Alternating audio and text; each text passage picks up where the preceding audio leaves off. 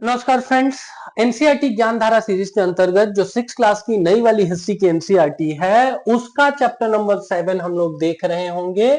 Heading आप देख सकते हैं, नए प्रश्न नए विचार। और मोस्टली इस चैप्टर में बात की गई है बुद्धिज्म और जैनिज्म की। तो आइए देखते हैं कौन कौन से वो पॉइंट्स हैं जो आपके एग्जामिनेशन पॉइंट ऑफ व्यू से बहुत इंपॉर्टेंट है। पहला चीज देखिए क्या लिख रखा है कि जो बौद्ध धर्म के संस्थापक हैं वो कौन है? सिद्धार्थ है। एग्जाम में पूछते हैं कि जो भगवान बुद्ध है उनका वास्तविक नाम क्या है, तो उनका वास्तविक नाम है सिद्धार्थ। जन्म कितने वर्ष पूर्व हुआ था? तो लगभग 2500 वर्ष पूर्व। एग्जाम में एग्जैक्ट ईयर पूछ देते हैं। 563 बीसी में इनका जन्म हुआ है। और मृत्यु कब हुई है? तो 483 बीसी में हुई है। और 483 बीसी कहने का सीधा सा अर्थ यह हुआ कि इसी वर्ष फिर भगवान बुद्ध के मरने के बाद उनके शिष्यों के बीच विवाद होता है, डिस्प्यूट होता है कि भगवान बुद्ध की वास्तविक शिक्षाएं क्या थी। तब 483 बीसी में ही क्या होता है कि फर्स्ट आपको बुद्धिस्ट काउंसिल वगैरह ऑर्गेनाइज की जाती है। ठीक है, तो फिलहाल जानेंगे 563 बीसी कहां पर? तो ये नेपाल की तराई में जो जगह है लुम्बिनी, वहां। अगला पॉइंट जानेंगे। और यहां पर हम लोग जैसा कि बात किए हुए हैं कि भाई जो जितना एनसीईआरटी में दिया हुआ है ना, मोस्टली हम लोग बात उन्हीं चीजों की करते हैं। अगला देखेंगे क्या लिख रखा है कि भगवान बुद्ध आपको हिंदू धर्म के हिसाब से क्या थे? क्षत्रिय थे। इनके पिताजी जो थे ना, उनका क्या नाम था? शुद्धोधन। और वो क्या थे? वो खुद राजा थे, ये राजा के बेटे थे। डिटेल वाले क्लास में हम लोगों ने बात किया हुआ है सारी कहानी इनके सन्यासी बनने की, उसको भी एक बार आप देखेंगे। शाक्य नामक छोटे से गण से संबंधित थे। इनका जो कबीला था ना, उस कबीले का नाम था शाक्य। और इसीलिए एग्जाम में पूछते हैं कि भाई शाक्य मुनि किनको कहते हैं? तो शाक्य मुनि कहते हैं भगवान बुद्ध को, क्योंकि ये किस क्षत्रिय कबीले से आते थे? तो शाक्य कबीले से ही आते थे। अगला चीज जानेंगे, इनको ज्ञान प्राप्ति कहां हुई है? तो बोध गया बिहार में एक पीपल के नीचे कई दिनों तक इन्होंने तपस्या की है। इसीलिए जो पीपल का वृक्ष होता है वो बौद्ध धर्म में बहुत इंपॉर्टेंट माना जाता है। 29 वर्ष की आयु में इन्होंने घर छोड़ा, प्लस 6 ईयर लगा दीजिए। 35 वर्ष की आयु में बोध गया में इनको क्या हुआ है? ज्ञान की प्राप्ति हुई है पीपल के नीचे। और बोध गया आपको किस नदी के किनारे है? तो निरंजना कह लीजिए, एग्जाम में पूछ देते हैं, या फल्गु कह लीजिए। ठीक है, तो वहीं पर इनको ज्ञान की प्राप्ति हुई है। वो सारी कहानी डिटेल वाले वीडियो में हम लोगों ने बात किया हुआ है। इसके अतिरिक्त हर एक चैप्टर के ऊपर जितना एनसीईआरटी में लिखा हुआ है ना, उसी के वर्ड से निकाल करके हम लोग बहुत सारे एमसीक्यूज भी आपके लिए प्रोवाइड कराते हैं। तो अगर आप उनको भी नहीं देखते हैं, अगर उनको अभी तक आपने नहीं देखा हुआ है, तो एक अच्छी होलिस्टिक और संपूर्ण तैयारी के लिए हमारा ये मानना है कि उन एमसीक्यूज को भी अगर आप लगाएंगे तो चीजें अच्छी होंगी। देखिए, किताबें पढ़ने से आपको ज्ञान मिलता है, लेकिन जो एग्जाम होता है वो ज्ञान का टेस्ट नहीं होता है, वो बुद्धिमत्ता का टेस्ट होता है। ज्ञान को जब हम लोग व्यवहारिक तौर से इस्तेमाल में लाते हैं, जीवन की परिघटनाओं के संदर्भ में काम में लाते हैं, तो वो होता है बुद्धिमत्ता। तो अगर आपको विजडम को अपने इनहेंस करना है तो एमसीक्यूज वगैरह भी लगाना चाहिए, उनको भी एक बार देखेंगे। बोध गया में पीपल के नीचे किस नदी के किनारे है बोध गया? फल्गु या निरंजना। ज्ञान की प्राप्ति हुई। 29 वर्ष की आयु में घर छोड़ा। कितने साल की तपस्या? 6 साल। और 35 वर्ष की आयु में फिर इनको क्या हुआ है? ज्ञान की प्राप्ति हुई है। यहां से ये वाराणसी के पास सारनाथ गए। ठीक है, सारनाथ इसका पहले का एक नाम था जिसको बोलते हैं ऋषि पट्टनम। ठीक है, वहीं पर इन्होंने पहली बार उपदेश दिया। और इनके द्वारा दिए गए पहले उपदेश को क्या बोलते हैं हम लोग? धम्म चक्र परिवर्तन बोलते हैं। यहीं पर इन्होंने पहली बार उपदेश दिया है। मृत्यु कहां पर हुई है भगवान बुद्ध की? तो कुशीनारा। और कुशीनारा मान करके चलिए कि गोरखपुर के पास देवरिया इत्यादि के आसपास वो है। ठीक है, क्या हो गया? पूर्वी उत्तर प्रदेश। ठीक है, पूर्वी उत्तर प्रदेश। किसी एग्जाम में पूछा था कि भाई ये कुशीनारा कहां पर है? तो पूर्वी उत्तर प्रदेश में है। ठीक है, अब शेष जीवन उन्होंने कैसे व्यतीत किया है? पैदल एक जगह से दूसरी जगह जाते थे और लोगों को शिक्षाएं देने का काम करते थे, बदले में भिक्षा वगैरह ये लोगों से लेते थे। बुद्ध की शिक्षा क्या है कि हमारा जो जीवन है वो कष्ट और दुखों से भरा हुआ है। और कष्ट और दुख इसलिए होते हैं बिकॉज हमारी लालसा होती है कि भाई हम बिल गेट्स बन जाए, सचिन टाइप हम भी स्ट्रेट ड्राइव मार पाए, बट जब हमारी ये इच्छाएं, हम उस पर्टिकुलर हीरो टाइप दिखें, बट जब हमारी ये इच्छाएं पूरी नहीं हो पाती हैं तो वो कष्टों या दुखों को अट्रैक्ट करती हैं। ठीक है, तो एक तरीके से कष्टों और दुखों का जो कारण है ना, वो है इच्छा और लालसा, जो हमेशा पूरी नहीं हो सकती है। और बुद्ध ने इसी लिप्सा को क्या कहा है?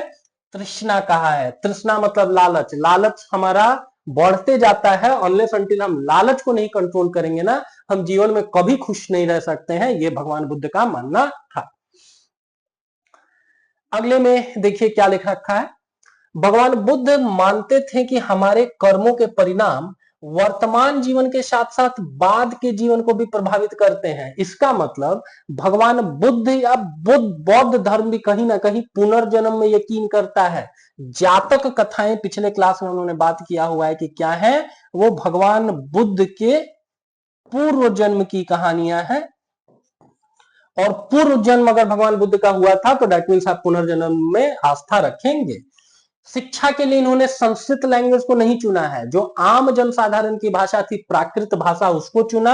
एग्जाम में प्राकृत आए या पाली आए, दोनों को ऑप्ट करेंगे। पुरानी एनसीईआरटी पढ़ेंगे तो पाली दिया हुआ है, हाल फिलहाल तक यूपीएससी में एक ऑप्शनल सब्जेक्ट भी होता था। प्राकृत भाषा बेसिकली यूज की गई है किसके द्वारा? तो जैनियों के द्वारा। इन्होंने मोस्टली पाली भाषा का चयन किया है, लेकिन अगर नई वाली एनसीईआरटी में दिया हुआ है प्राकृत तो इसको भी सही मानेंगे। ठीक है, नई वाली एनसीईआरटी में पुरानी वाली एनसीईआरटी से कुछ फैक्ट अलग दिए गए हैं, and this is the exact reason कि इनको भी आपको सच मानना है। अगला, भगवान बुद्ध तर्कवाद को बढ़ाना चाहते थे। तर्कवाद मतलब क्या होता है कि जो हम बोल रहे हैं ना, उन्हीं चीजों को आप ब्लाइंडली फॉलो मत करो। अंबेडकर साहब का एक स्टेटमेंट है, कैरिस्मेटिक लीडरशिप के चक्कर में मत पड़ो। कैरिस्मेटिक लीडरशिप मतलब जो नेता है हमारे बहुत चमत्कारी हैं, उनके शरण में जाएंगे, नेताजी की जय, नेताजी जिंदाबाद बोल रहे होंगे तभी मेरा कल्याण होगा। आप देखिए कि वो आपके भले के लिए क्या काम कर रहे हैं, उनकी आप बड़ाई करिए, और जो आपके अगेंस्ट है उसकी आप बुराई करिए। तो सिमिलरली भगवान बुद्ध बोलते हैं कि किसी भी शिक्षा को केवल इसलिए स्वीकार मत करिए क्योंकि हम बोल रहे हैं, बल्कि अपने विवेक से भी चीजों को जानने समझने का प्रयास करिए। अगला देख रहे होंगे हम लोग, अगला क्या लिख रखा है।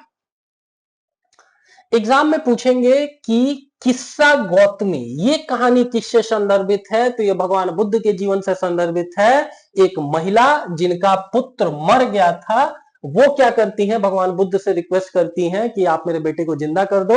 भगवान बुद्ध उनको बताते हैं कि भाई अगर ये सर्टेन काम पॉसिबल नहीं है, ऐसे घर से बीज लेकर के आकर के हमको दो जहां किसी की मृत्यु नहीं हुई हो। महिला हर जगह गई, उनको कोई सा भी ऐसा घर नहीं मिला। तो भगवान बुद्ध बोलते हैं कि भाई मरना भी क्या है ना, जीवन का एक यथार्थ है। बहरहाल इस कहानी को अगर आप नहीं भी पढ़ रहे हैं ना, कोई बात नहीं है, बस इतना जानिए कि किस्सा गौतमी की कहानी किस धर्म से संदर्भित है। तो ये बौद्ध धर्म से संदर्भित कहानी आपको है। उसी समय हिंदू या सनातन संस्कृति में क्या हो रहा था? हिंदुओं में लिखा जा रहा था उपनिषद, और उपनिषद के बारे में देखिए क्या बताया गया है कि उपनिषद में बताया गया है हिंदू धर्म का दर्शन। बताया गया है कि दुनिया में कुछ तो ऐसा होता है जो स्थायी होता है, जो मरने के बाद भी बचा रहता है, और इसको बोला गया आत्मा। बेसिकली जो भी हिंदुओं का दार्शनिक चिंतन है, ऐसे विचारों का संकलन हुआ है उपनिषदों में। उपनिषदों का आपको संकलन किया गया है, लिखा गया है उत्तर वैदिक कालखंड में। अभी पिछले वाले एनसीईआरटी की क्लास में उन्होंने बात किया कि जो भी सनातन संस्कृति के आरंभिक ग्रंथ हैं उनको दो भागों में बांटते हैं, वैदिक और उत्तर वैदिक। वैदिक मतलब 1500 बीसी से लेकर 1000 बीसी, और इस दौरान एक ही किताब लिखी गई है विच इज ऋग्वेद। 1000 से लेकर के 600 बीसी के मध्य वेदों में से बचे हुए 3 वेद, फिर ब्राह्मण लिखे गए, फिर अरण्यक लिखे गए, और फिर उपनिषद लिखे गए। उपनिषद शब्द का शाब्दिक अर्थ होता है, उप मतलब सबऑर्डिनेट होता है, निषद मतलब होता है समीप बैठना। किसके समीप बैठना? सबऑर्डिनेट बन के, गुरु के समीप बैठना। ठीक है, तो इस चीज को जानेंगे कि उपनिषद सबसे आखिर में जो वैदिक साहित्य है उनमें किनका संकलन किया गया? उपनिषदों का सबसे आखिर में संकलन किए जाने के कारण ही इनको क्या कहा जाता है? वेदांत। वेद प्लस अंत। वेदों का अंत नहीं हुआ है। एग्जाम में ऐसे भी पूछ देंगे कि वेदांत इनको कहा जाता है और इसके बाद वेद मर गए। मरे वरे नहीं, जो ऑथेंटिक वैदिक साहित्य है उनकी अंतिम परिणति हुई है, अंतिम रूप से लिखी गई किताबें क्या है? उपनिषद है। इस चीज को एक बार ध्यान देंगे। ठीक है, तो उपनिषद मतलब शाब्दिक अर्थ जानना है, गुरु के समीप बैठना, ठीक है, और इसी में अध्यापकों और विद्यार्थियों के बीच बातचीत का संकलन भी किया गया है। ठीक है, अगले में आ जाइए। छांदोग्य उपनिषद एक उपनिषद है जिसमें क्या किया गया है कि दो ऋषियों की चर्चा की गई है जो आत्मा इत्यादि को डिस्कस कर रहे होते हैं, शौनक और अभि प्रतारिणी। ठीक है, एग्जाम में पूछे जाने के चांसेस कम है, बस एक बार जान लीजिए कि छांदोग्य उपनिषद में आत्मा इत्यादि से संबंधित जो गूढ़ विषय है उन गूढ़ विषयों को डिस्कस किया गया है। ठीक है, अगला देखिए, कभी कभी चर्चाओं में भाग लेने वाले पुरुष ब्राह्मण तथा राजा होते थे, लेकिन कभी कभी गार्गी जैसे स्त्री विचारकों का भी उल्लेख मिलता है। ठीक है, गार्गी एक ऐसी महिला थी जो याज्ञवल्क्य जैसे बड़े ऋषि को क्या करती हैं कि डिबेट में हरा देती हैं। माना जाता है कि जनक ऋषि अपने यहाँ हर साल क्या करते थे, डिबेट्स का आयोजन करवाते थे, धार्मिक चर्चाएं करवाते थे, और 1000 गाय वो क्या करते थे, डोनेट करते थे। जो आदमी उन धार्मिक चर्चाओं को जीत लेता था, एक बार जनक ने कहा कि भाई जो भी यहाँ सबसे नॉलेजेबल आदमी है उसको हम 1000 गाय देते हैं। सारे लोग शांत रहे, केवल याज्ञवल्क्य ऋषि उठे और उनको काउंटर किया गार्गी इन्हीं महिला ने। उन्होंने कहा कि भाई वो दुनिया में सबसे बड़ा बेवकूफ आदमी होगा जो अपने को दुनिया का सबसे बड़ा नॉलेजेबल आदमी बोलता है। एंड गार्गी को फिर हम लोग क्या कह सकते हैं, ब्रह्मवादिनी कह सकते हैं। वैदिक साहित्य में महिलाओं ने जो कंट्रीब्यूट किया हुआ है, ऐसी नॉलेजेबल महिलाओं को हम लोग बोलते थे ब्रह्मवादिनी। ठीक है, तो महिलाओं की, ठीक है, गार्गी हो गई, लोपा हो गई, ठीक है, ऐसी महिलाओं की चर्चा की गई है, लेकिन बहुत ज्यादा चर्चा नहीं है। ठीक वैसे ही निर्धन व्यक्तियों की भी चर्चा बहुत कम है। हाउएवर एक कहानी जानने की जरूरत है, सत्यकाम जाबाल, ये एक निर्धन व्यक्ति थे, लेकिन इनके ज्ञान, इनका जो इंटेलेक्ट था उससे इंस्पायर होकर के जो गौतम ऋषि हैं वो अपने विद्यार्थी के रूप में इनको स्वीकार कर लेते हैं। और आगे जाकर के उपनिषद के बहुत सारे विचारों को प्रसिद्ध विचारक शंकराचार्य के द्वारा पुनः प्रतिस्थापित किया गया, और शंकराचार्य ने जो दर्शन दिया है उसको हम लोग बोलते हैं अद्वैत। और अद्वैत मतलब समझना है कि दुनिया में जो भी है वो सब का सब ईश्वर का ही रिप्रेजेंटेशन है। जो भी हम लोगों को लकड़ी, ये डिजिटल बोर्ड, हम आप सारे लोग ईश्वर से ही निकले हुए हैं और अंत में ईश्वर में ही समा जाना है। और मतलब नहीं, द्वैत मतलब दो, दुनिया में ईश्वर के अतिरिक्त दूसरा कोई नहीं है। वही जो सार्वभौमिक आत्मा है वही अपने को अलग अलग फॉर्म में आपको रिप्रेजेंट करती है।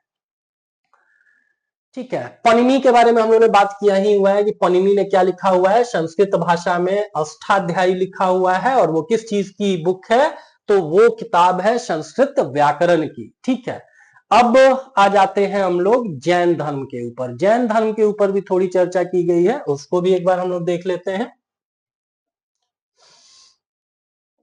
लगभग भगवान बुद्ध के समय में ही ना एक जैनियों के बड़े इन्फ्लुएंशियल जो 24वें इनके तीर्थंकर थे उनका जन्म होता है। और तीर्थंकर कहा जाता है जैन धर्म के जो बाबा लोग हैं उनको क्या कहते हैं, तीर्थंकर। तीर्थंकर मतलब आपको जीवन की नदी से पार करा करके जो आपको मोक्ष की तरफ ले जाए उनको हम लोग बोलते हैं तीर्थंकर। किनका जन्म हुआ, वर्धमान महावीर का हुआ। इनका वास्तविक नाम क्या था, वर्धमान था। लगभग 2500 वर्ष पूर्व एग्जाम में पूछते हैं कि कब हुआ है, तो 540 बीसी में इनका जन्म हुआ है और 468 बीसी में इनकी मृत्यु हुई है। कितने वर्ष ये जीवित रहे, तो 40 साल इधर जोड़ लीजिए एंड 32 नंबर ऑफ ईयर्स उधर जोड़ दीजिए। ठीक है, तो टोटल जो है ये 72 साल इनकी आयु रही। और वहीं भगवान बुद्ध के मामले में देखिए तो 563 से 483 मतलब 63 साल इधर, और 500 में से 483 घटाएंगे तो 17 साल, मतलब 63 प्लस 17 इक्वल टू 80। ठीक है, अगला देखिए, ये क्या थे, ये भी लिच्छवी कुल के एक क्षत्रिय राजकुमार थे। दोनों लोग क्या थे, क्षत्रिय राजकुमार थे। उनको 29 वर्ष की आयु में उन्होंने घर छोड़ा, और 35 वर्ष की आयु में क्या हुआ है, उनको संपूर्ण ज्ञान मिला है। सिमिलरली अगर महावीर स्वामी की बात की जाए तो इन्होंने 30 वर्ष की आयु में घर छोड़ा है, और 12 वर्ष की आयु में इनको संपूर्ण ज्ञान या कैवल्य की प्राप्ति हुई है। जैन धर्म में बोलते हैं कि कैवल्य शब्द क्या होता है। जब आपको संपूर्ण ज्ञान हो जाए, संपूर्ण आध्यात्मिक ज्ञान हो जाए, तो दैट इज कॉल्ड योर कैवल्य। कितने वर्ष इन्होंने तपस्या की है? 12 वर्ष। और भगवान बुद्ध के मामले में हम लोगों ने क्या देखा? भगवान बुद्ध ने जो तपस्या की है दैट इज 6 ईयर्स। अगला चीज जानेंगे एग्जामिनेशन पॉइंट ऑफ व्यू के हिसाब से। एक डॉक्ट्रिन जिसके ऊपर इन्होंने बहुत ज्यादा एम्फेसाइज किया हुआ है वो है अहिंसा। अगर पूछा जाए कि भाई अहिंसात्मक धर्म सबसे ज्यादा कौन सा है, तो ये जैन धर्म है। जैन व्यक्ति अपने को मार देगा लेकिन वो दूसरे किसी को नहीं मार रहा होगा। अक्सर आप लोग देखते होंगे ना कि कभी कभी फ्लाइट्स में क्या होता है कि गलती से नॉनवेज खाना किसी जैनी व्यक्ति को शौक हो जाता है और उसके कारण एक विवाद उत्पन्न होता है। किसी एक जैनी व्यक्ति का मानना है कि भाई जीवन भर मैंने कभी भी न तो किसी जीव को प्रताड़ित किया, और आप गलती से अगर नॉनवेज हमको खिला रहे हैं तो that is not a good thing. देखेंगे कि बहुत से जैनी लोग मुंह के ऊपर कपड़ा भी लपेट के चलते हैं। बाकी दुनिया तो कोरोना के समय मास्क लिया ना, जैन लोग तो हमेशा से मास्क लेकर के चलते आए हैं। उसके पीछे पुनीत भावना, अच्छी भावना क्या होती है कि भाई गलती से बोलते समय कोई कीड़ा कोई मच्छर मेरे मुंह के अंदर एंटर करके मर ना जाए। जमीन पे देख देख करके चलते हैं कि मेरे पांव के नीचे कोई चींटी तो दब के, कोई कीड़ा दब के तो नहीं मर रहा है। तो जैन धर्म जो है सो कि उसका जो सबसे इंपॉर्टेंट डॉक्ट्रिन है वो यही अहिंसा है। और ये भी जानेंगे कि उनका मानना था कि भाई अगर आपको सत्य को जानना समझना है तो आपको बीइंग अ मेल और फीमेल, आप स्त्री हैं या पुरुष हैं, आपको अपना घर छोड़ देना चाहिए। अगला चीज जानेंगे कि महावीर ने जो अपनी शिक्षाएं हैं वो किस भाषा में दी है? प्राकृत। प्राकृत में दोनों ने दिया हुआ है। और जो भगवान बुद्ध हैं उनकी जो स्पेसिफिक भाषा रही हुई है वो पाली रही हुई है। लेकिन इसी एनसीईआरटी में हम लोगों ने देखा कि भगवान बुद्ध से संबंधित अगर प्राकृत भी पूछा जाए तो उसको भी आपको सच मानना है, बिकॉज एनसीईआरटी से सो। मगध क्षेत्र में जो भाषा बोली जाती थी, जो प्राकृत बोली जाती थी, उसको कहा जाता है मागधी। इस चीज के ऊपर भी हम लोगों को ध्यान रखने की जरूरत है। अगला, जो महावीर के अनुयायी होते हैं ना, वो भिक्षा मांग करके सादा जीवन उनको बिताना होता है। अक्सर हर 2-3 महीने में आप लोग देखेंगे ना कि एक जैन व्यक्ति जिसके पास करोड़ों की संपत्ति थी, वो सारी अपनी धन संपदा को दान करके क्या बन जाता है? वो जैन मॉन्क के तौर पर वो दीक्षा ले लेते हैं। और तब वो क्या करते हैं कि भिक्षा मांग करके, जिस आदमी के पास कल तक 200, 500, 1000 करोड़ रुपए थे ना, आज के समय में वो क्या करते हैं? भिक्षाटन के द्वारा ही अपना जीवन यापन करते हैं। और जीवन यापन के लिए वो उतना ही लेते हैं समाज से जितना उनके लिए रिक्वायरमेंट है। ऐसा नहीं कि 10, 20, 50 रोटियां वो मांग के नहीं आते हैं। 2 रोटियां बेयर मिनिमम, जिससे उनका लाइफ प्रोसेसेस चल जाए, उतना ही खाना वो मांग रहे होते हैं।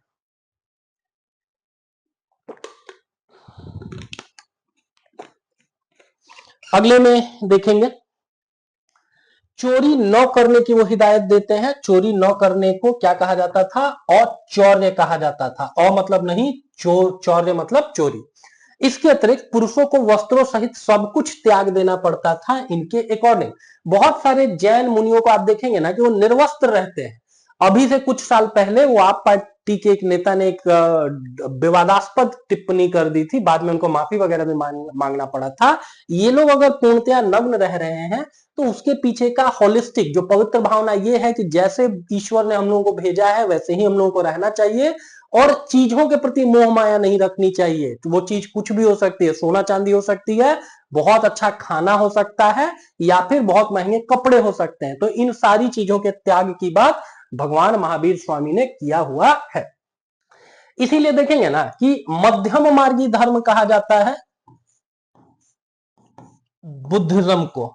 क्यों बुद्धिज्म को कहते हैं? बिकॉज भगवान बुद्ध मध्यम मार्ग की बात करते हैं कि बहुत ज्यादा तपस्या भी मत करो और बहुत ज्यादा भौतिक सुख सुविधाओं में भी अपने को मत फंसा लो। वही सबसे एक्सट्रीम तपस्या की बात या सारे भौतिक सुख सुविधाओं को छेड़ने की बात करते हैं जैन धर्म। कंप्लीट अहिंसा की बात करते हैं। इसीलिए देखेंगे कि बुद्धिज्म एक ठीक ठाक नंबर तक फैला, लेकिन जैनिज्म को फॉलो करना वास्तव में आसान नहीं है। जो आदमी वास्तव में उतना वीर होगा ना, वही आदमी उन चीजों को फॉलो कर सकता है।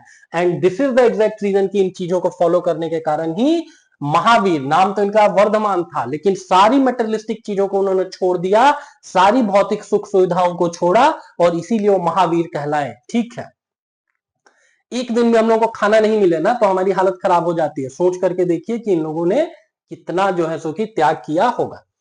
अगला एनसीईआरटी बताती है कि जैन धर्म जो है ना वो किस शब्द से निकला हुआ है, जिन शब्द से निकला हुआ है। जिन मतलब क्या होता है, विजेता। विजेता जिसने संसार को जीत लिया, सांसारिक सुखों को छोड़ दिया कि ठीक है अच्छा खाना ही तो है, उसकी हमको जरूरत नहीं है, उसके कारण मेरी लार नहीं टपकेगी, अच्छा कपड़ा ही तो है, सामान्य कपड़ों से भी मेरा काम चलेगा, ठीक है।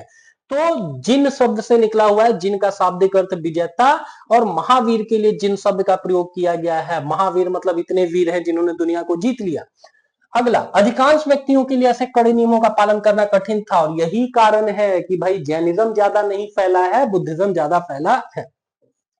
मुख्यतः व्यापारियों ने जैन धर्म का समर्थन किया। बड़े बड़े जो मारवाड़ी देखेंगे ना, 1000, 2000, 5000 करोड़ की जो पार्टियां होती हैं वो जैनी लोग होते हैं। लेकिन यहां पर ट्रिक ये छुपा हुआ है कि किसान जो है सो कि वो जैन धर्म से नहीं जुड़े, बहुत बड़ी संख्या में नहीं जुड़े। क्यों नहीं जुड़े? किसानों के लिए नियमों का पालन करना अत्यधिक कठिन था, क्योंकि फसल की रक्षा के लिए आपको कीड़ों मकोड़ों को मारना पड़ेगा, और कंप्लीट अहिंसा की बात करता है जैनिज्म।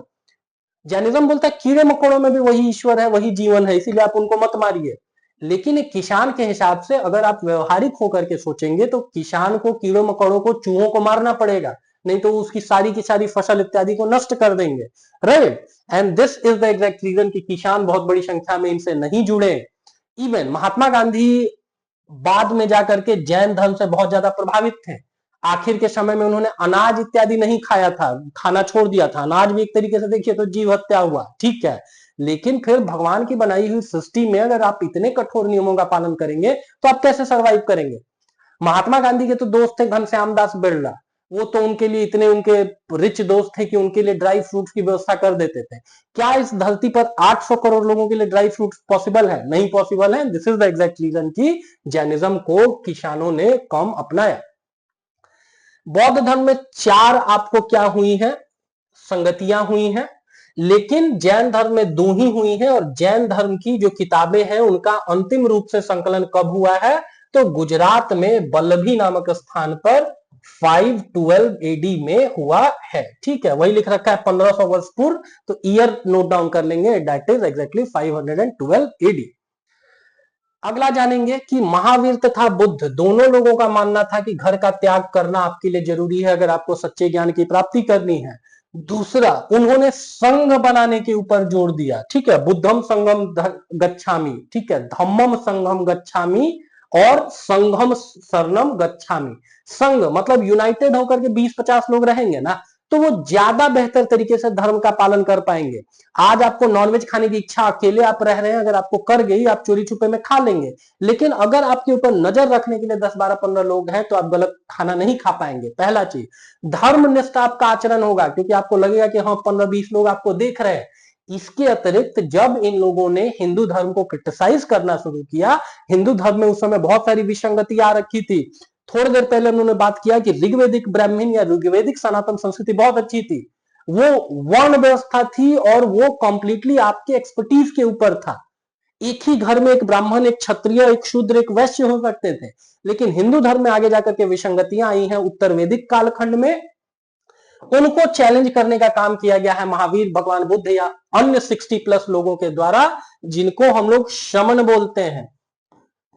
एग्जाम में पूछेगा कि श्रमण कौन लोग थे, तो ये वेद विरोधी जो बाबा लोग थे, जो बोलते थे कि वैदिक चीजों को भी हमको क्रिटिसाइज करना चाहिए, उनको श्रमण बोलते हैं, ठीक है।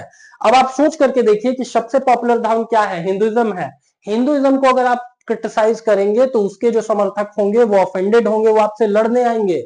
एक सिंगल आदमी के लिए लड़ना उतना आसान नहीं होगा, इसीलिए संघ बनाने के ऊपर जोर दिया गया कि भाई अगर 20, 50, 100 लोग मिलकर के मॉब का सामना करेंगे तो चीजें ज्यादा बेहतर होंगी। इसके अतिरिक्त बौद्ध भिक्षुओं के लिए बनाए गए जो नियम है वो किस किताब में है? विनय पीटक में है। 3 पीटक है। पीटक मतलब टोकरी होता है, टोकरी खाने वाने का टोकरी नहीं, ज्ञान की आपको पोटरी। 3 किताबों में से जो विनय पीटक किताब है उसमें आपको नियम बनाए गए हैं कि आप बुद्धिस्ट भिक्षुक हैं तो आपको किस तरीके से रहना है। इन सारी चीजों की चर्चा विनय पीटक। याद रखिए कि विनय नाम का एक लड़का है, वो एक बौद्ध भिक्षुक बनने के लिए गया, उसको कौन कौन से नियम पालन करने हैं, यही सारी बातें बताई गई हैं विनय पीटक में। पुरुषों और स्त्रियों के रहने की अलग अलग व्यवस्था थी। भगवान बुद्ध ने कहा था कि भाई पुरुषों का अलग संघ होगा, महिलाओं का अलग होगा, लेकिन बाद में जो आपको ऐसे लोग थे जिन्होंने भगवान बुद्ध को एक तरीके से प्रेशराइज किया कि महिलाओं को भी क्या करिए कि आप संघ में हम ही लोगों के साथ रहने दीजिए। भगवान बुद्ध का लॉजिक था कि भाई जिसको गृहस्थ जीवन में रहना हो तो ऐसे भी शादी ब्याह करके रहे, लेकिन अगर तुम बाबा बनने ही आ रहे हो तो तुमको महिलाओं की संगति की कोई आवश्यकता नहीं है। और जब उनको फोर्सफुली महिलाओं को भी एडमिट करवाया गया तो उन्होंने कहा अपने स्टूडेंट्स को कि भाई हम तो सोचे थे मेरा धर्म 1000+ सालों तक चलेगा, लेकिन महिलाओं की एंट्री के कारण अब हमको लगता है कि आपको 500 साल भी मेरा धर्म चल गया, that would be such a great thing. यहां ये याद रखेंगे कि भगवान बुद्ध महिला विरोधी नहीं थे। महिला विरोधी होते तो बोलते हैं कि महिलाओं को मोक्ष नहीं मिलेगा, वो बात करते महिलाओं को भी मोक्ष मिलेगा, वो भी अपना संघ बनाए, लेकिन उनका संघ कभी भी अलग होना चाहिए, पुरुषों का अलग और महिलाओं का अलग। ठीक है, सभी व्यक्ति संघ में प्रवेश ले सकते थे। हालांकि अगर आपको संघ में प्रवेश करना है तो बच्चों को माता पिता से, दासों को अपने स्वामी से, राजा के अपने काम करने वाले लोगों को राजा से, कर्जदारों को अपने देनदारों से अनुमति लेनी होती थी, और अगर आप महिला हैं तो अपने पति से अनुमति लेकर के आइए। कर्जदारों वाला बहुत इंटरेस्टिंग चीज है। बहुत से लोग जो कर्ज के बोझ तले दबे हुए थे वो धीरे से बाबा बन के भाग जाते थे। अब लोग जाकर के बुद्धिस्ट संघों को पकड़ने लगे और उस आदमी से पैसा मांगो तो वो बोलता था अब तो हम गृहस्थ नहीं रह गए, अब तो हम बाबा हो गए ना, तो बाबा से कौन सा पैसा वैसा मांग रहे हो, ज्ञान चाहिए बोलो हम देते हैं। तो एक तरीके से जब बौद्ध धर्म का विरोध होना शुरू हुआ तो भगवान बुद्ध ने ये नियम बनाया कि नहीं, अगर आप कर्जदार हैं तो जिसने आपको कर्ज दिया हुआ है, कुछ अनैतिक कर्ज भी होते हैं, कुछ नैतिक कर्ज भी होते हैं। अभी ये राजपाल यादव और ये वाला केस चल रहा है ना, सारे के सारे लोग क्या कर रहे हैं कि भाई राजपाल यादव साहब को सपोर्ट कर रहे हैं, ही सच अ ग्रेट एक्टर, उनको सपोर्ट करना भी चाहिए, लेकिन उस आदमी का के बारे में सोचिए ना जो 5 करोड़ रुपए अपने पॉकेट से लिया करके दिया, उसको भी तो टाइमली पेमेंट होना चाहिए था ना। तो सिमिलरली कर्जदारों को अपने देनदारों से भी पैसा लेकर के आना पड़ता था, सॉरी परमिशन लेके आना पड़ता था। अगले में आ जाइए।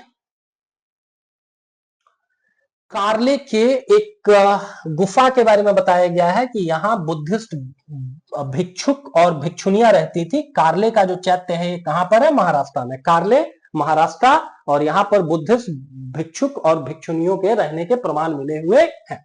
बिहार शब्द, इसी बिहार शब्द से आगे जाकर के हमारा जो राज्य है बिहार, उसका नामकरण भी किसके नाम पर हुआ है? इसी बिहार के नाम पर हुआ है। 3 शब्दावलियां जानेंगे जैन बौद्ध धर्म से संबंधित, एक चैत्य, एक विहार, और फिर तीसरा क्या है? स्तूप। चैत्य जैसे हिंदुओं के लिए मंदिर होती है, मुसलमानों के लिए मस्जिद होती है, तो बौद्ध धर्म से अगर आप संदर्भित हैं, उनमें किसी भगवान का कॉन्सेप्ट नहीं है, लेकिन कहीं पर आध्यात्मिक चेतना के लिए आप ध्यान लगाएंगे ना, तो उनका जो धार्मिक स्थल होता था उसको कहा जाता था चैत्य। अगर आप बाबा बन के रह रहे हैं, जैसे अभी देखेंगे हर जगह हिंदुओं में क्या होता है, आश्रम इत्यादि होते हैं, तो इन लोगों का आश्रम एक तरीके से कह सकते हैं, जहां पर बुद्धिस्ट बाबा लोग रहते थे, उनको कहा जाता था विहार। और यही बख्तियार खिलजी जब बिहार आया, नालंदा यूनिवर्सिटी को जब वो डिस्ट्रॉय कर रहा था, तो बिहार में बहुत ज्यादा हर जगह पर क्या थे उस समय? विहार थे, बौद्ध धर्म का बोलबाला था। वो जहां जाता था उसको पता चलता था वो बिल्डिंग क्या है? वो विहार है। ये बिल्डिंग क्या है? विहार है। तब उसने इस पूरे इलाके का नाम ही बिहार रख दिया, और वहीं से हमारे राज्य को इसका नाम भी मिला हुआ है। ठीक है, तो एक चैत्य, एक विहार, और तीसरा हम लोगों ने बात किया स्तूप। स्तूप मतलब सिंपली समझना है समाधि स्थल। जैसे हिंदू संस्कृति में क्या किया जाता है? लोगों को जलाया जाता है, ठीक है, मुसलमानों या क्रिश्चियंस में उनको दफन किया जाता है, तो ठीक वैसे ही जो बौद्ध धर्म से संबंधित लोग हैं इनके लिए शब्दावली इस्तेमाल में लाई जाती है स्तूप। अगला चीज ध्यान में देंगे कि जो जैन और बुद्धिस्ट लोग थे ये पूरे साल एक स्थान से दूसरे स्थान तक घूमते रहते थे।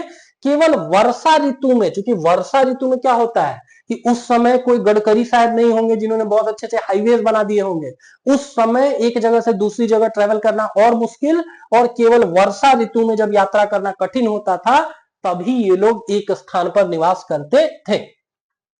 और जहां पर ये अस्थायी निवास करते थे उन्हीं को आज के समय में हम लोग विहार इत्यादि की संज्ञा देते हैं, जैसे कि एक विहार यहां पर दे रखा है कार्ले महाराष्ट्र में। ठीक है, आरंभिक विहार बार बार एग्जाम में पूछा हुआ है कि जो आरंभिक विहार थे वो किस चीज के बनाए गए थे। ठीक है, बाद में हम लोगों को मिला कि भाई बहुत सारी गुफाओं में, पर्वतों के अंदर गुफाएं बना करके राजाओं ने दे दी, अशोक ने दान किया हुआ है या राजा दशरथ ने, उनके जो पौत्र थे उन्होंने दान किया हुआ है। लेकिन इनिशियल जो विहार थे, विहार किस चीज के बने हुए थे? लकड़ी के बने हुए थे। इवन बड़े पैमाने पर इस देश में पहले किस व्यक्ति की पूजा की गई है? मूर्ति इत्यादि बना करके। मूर्ति पूजा का प्रचलन भी इस भारतीय उपमहाद्वीप में किससे संदर्भित है? आरंभ में न भगवान शिव से, न भगवान विष्णु से, न माता दुर्गा से। आरंभिक तौर पर जिनकी मूर्तियां सर्वाधिक बनाई गई हैं पूजा के पर्पज से, वो खुद भगवान बुद्ध हैं। तो यहां हम लोगों ने जाना कि आरंभिक विहार लकड़ी के, आरंभिक पूजा किसकी की गई है? मूर्ति पूजा किसकी की गई है? भगवान बुद्ध की। और पश्चिमी भारत में विशेषकर कुछ विहार पत्थर, पहाड़ियों को खोद करके भी बनाए गए हैं। ये जैसे कार्ले वगैरह का एग्जाम्पल यहां पर दिया हुआ है। ठीक है, उस चीज को भी जानने की जरूरत। हिंदू धर्म में आ जाते हैं। हिंदू धर्म में एक शब्दावली पॉपुलर हो रही थी, आश्रम। आश्रम का शाब्दिक अर्थ पूछ देंगे आप लोगों से एग्जाम में, क्या होता है? तो जीवन का एक चरण होता है। हिंदुओं के शास्त्रों में कहा गया है कि आदमी का जीवन होता है 100 सालों का, और 100 सालों में से इन लोगों ने 4 चरणों में बांट दिया है। प्रारंभिक चरण है ब्रह्मचर्य, फिर है गृहस्थ, फिर है वानप्रस्थ और फिर है संन्यास। ब्रह्मचर्य में माना गया कि भाई 0 से 25 साल तक आपको क्या करना है? विद्या अध्ययन करना है, आपको नॉलेज अचीव करना है। और जब आप नॉलेज अचीव कर लेंगे, उसी नॉलेज के आधार पर आप पैसा रुपया कमाने में सक्षम हो पाएंगे, तब आप गृहस्थ जीवन में जाइए, शादी करिए, बच्चे पैदा करिए, ताकि ये जो जीवन का चक्र है ये चलता रहे। ठीक है, फिर वानप्रस्थ। वानप्रस्थ शब्द निकला हुआ है वन से। श्रीमद् भगवद गीता हम लोगों को सिखाता है कि भाई आपको, श्रीमद् भगवद गीता हम लोगों को क्या सिखाता है कि जीवन जैसा हम लोगों को मिला हुआ है उससे अच्छा हम लोग इसको छोड़ करके जाएं। And this is the exact reason वानप्रस्थ आश्रम में आपसे एक्सपेक्टेड होता है कि अब आप सांसारिक मोह माया का त्याग करिए, अब धीरे धीरे जंगल जाने के लिए आप तैयार होइए, और धीरे धीरे सांसारिक मोह माया से आप अपने परिवार, नाते, रिश्तेदारों से क्या करिए? दूरी बनाना शुरू करिए। समाज ने जो भी आपको दिया हुआ है, अब आप फ्री ऑफ कॉस्ट, ठीक है, आपका एक प्रोफेशन था, आपने बिजनेस किया, बट फ्री ऑफ कॉस्ट आप लोगों को कुछ कुछ स्किल सिखाना शुरू करिए, अपने अनुभव बांटिए। वो जीवन स्तर हो गया वानप्रस्थ, वो आप आश्रम हुआ वानप्रस्थ। और सन्यास में कंप्लीटली आपको सांसारिक मोह माया छोड़ देनी है। 75 से 100 वर्ष की आयु में आपको ईश्वर का ध्यान करना है, भक्ति में ही केवल लीन हो जाना है। आज के समय में जितना पॉल्यूशन है ना, हमको लगता है कि 100 साल जीना पॉसिबल ही नहीं है in most of the cases. And this is the exact reason कि अब ये सब आश्रम वगैरह उतने आपको देखने को नहीं मिलते हैं। वही बातें की गई हैं कि ब्रह्मचर्य के समय आपसे आशा की जा रही है कि आप वेदों का अध्ययन करें या कोई और स्किल का अध्ययन करें। गृहस्थ में क्या करना होता है कि भाई गृहस्थ शादी ब्याह करिए, बिजनेस आपका जो है वो करिए, जो भी व्यवसाय है उसको करिए। वानप्रस्थ में क्या करना होता है? जंगल में रह करके साधना करना होता है। और अंतिम में क्या करना होता है कि भाई सब कुछ त्याग करके सन्यासी बन जाना होता है।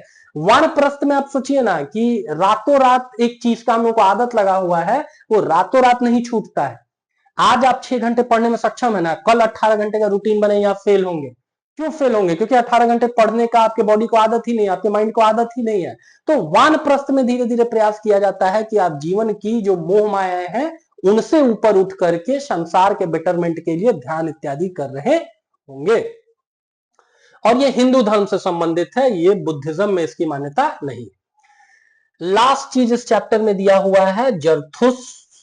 ये ईरानी पैगंबर थे। इन्होंने किताब लिखी जिसमें इनकी बहुत सारी बातें हैं, जेंद अवेस्ता। जेंद अवेस्ता और ऋग्वेद की बहुत सारी बातें मिलती हैं। ठीक है, हम लोगों ने पिछले क्लासेस में बात भी किया हुआ है कि अगर ये लोग सेंट्रल एशिया से इंडिया आए होंगे तो उस आने के क्रम में ईरान भी पड़ेगा, फिर अफगानिस्तान, पाकिस्तान पड़ेगा, कुछ लोग यहां सेटल हुए। और इसीलिए क्या लिख रखा है कि जेंद अवेस्ता की जो भाषा है या जो उसमें वर्णित बातें हैं, जैसे अग्नि पूजा,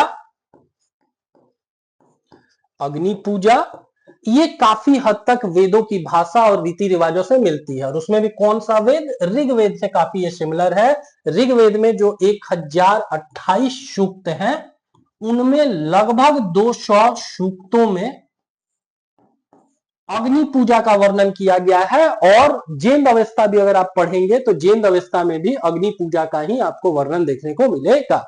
ठीक है, 1000 वर्षों से अधिक वर्षों तक जो जरथुस्त्रवाद है वो ईरान का प्रमुख धर्म था।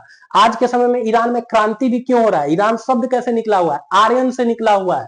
आज के समय में वहां पर जब कुछ महिलाओं को फोर्सफुली बुर्का पहनने के लिए मजबूर किया गया तो वहां के यूथ ने कहना शुरू कर दिया कि भाई हम लोग तो आर्यन लोग हैं ना, तो हमारे ऊपर इतने रेस्ट्रिक्शंस नहीं चलेंगे। और आज के समय में कुछ जरथुस्त्रवादी जो है ईरान से आकर के बसे हुए हैं गुजरात तथा महाराष्ट्र। सोच के देखिए ना कि यहां पर ईरान है, यहां पर पाकिस्तान अफगानिस्तान है और फिर यहां पर इंडिया है। तो भाई अगर ईरान से आदमी चलेगा तो आकर के गुजरात और महाराष्ट्र में ही तो बसेगा ना, यहाँ पर बिहार में और यूपी में आके थोड़े ना बस रहा होगा। तो इस चीज को भी ध्यान रखेंगे कि गुजरात और महाराष्ट्र में इनमें से आकर के कुछ लोग बसे हुए हैं। इतनी ही चीजें इस एनसीईआरटी में दी गई हैं। इस चैप्टर को और कंप्लीटली देखना है तो इसका जो एमसीक्यू वाला सीरीज है उसको भी एक बार आप लोग स्ट्रिक्टली फॉलो करिए। एक बार आप थ्योरी अच्छे से जानिए, उसके ऊपर एमसीक्यूज प्रैक्टिस कर लीजिए।